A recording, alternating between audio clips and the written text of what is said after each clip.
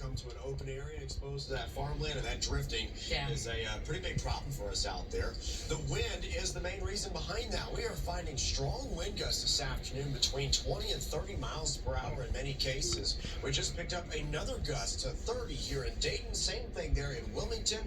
We're gusting to 32 right now in Richmond. So yeah, that gives us the blowing and drifting snow, and it also makes those wind chills very, very cold out there this afternoon. Here's Live Doppler 7 radar. It is not totally dry.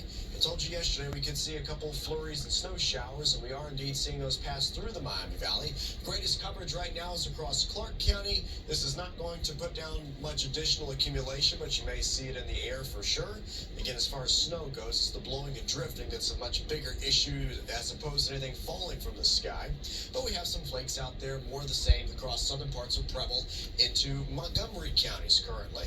This is with that Clipper system that slid on through the Great Lakes, and behind it we have this reinforcing shot of cold Arctic air, and that is going to be a big issue for us heading into tonight.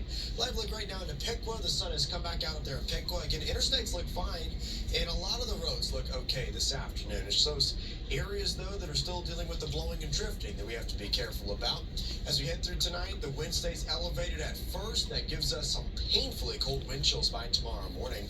When you take the actual temperature, which is bad enough by itself, -5 to -8 degrees tonight, then you add in the wind that we will have, we've got those wind chills down -25 to -30 degrees by tomorrow morning. If you must be outside, you've got to cover up any exposed skin, the hat, the gloves. All the layers is what we need tomorrow morning. Tomorrow afternoon, we warm to high temperatures, upper single digits to lower teens, but the wind chills likely stay below zero right on through the warmest part of the day. So because of all that, we have another extreme cold warning in effect for the majority of the Miami Valley. This goes through noon on Wednesday. Cold weather advisory for Butler and Warren counties. Just bottom line, again, limit your time outside over the next 2 days or so for sure. Tomorrow's forecast, mix of sun and clouds, kind of like today. Whenever the clouds do come over us, we could see a few snow flurries, but there's no big snow chances in this forecast. For us here in Dayton, I think we climb to a high of about 12 degrees late tomorrow afternoon. Now, tomorrow, we're still going to have some wind.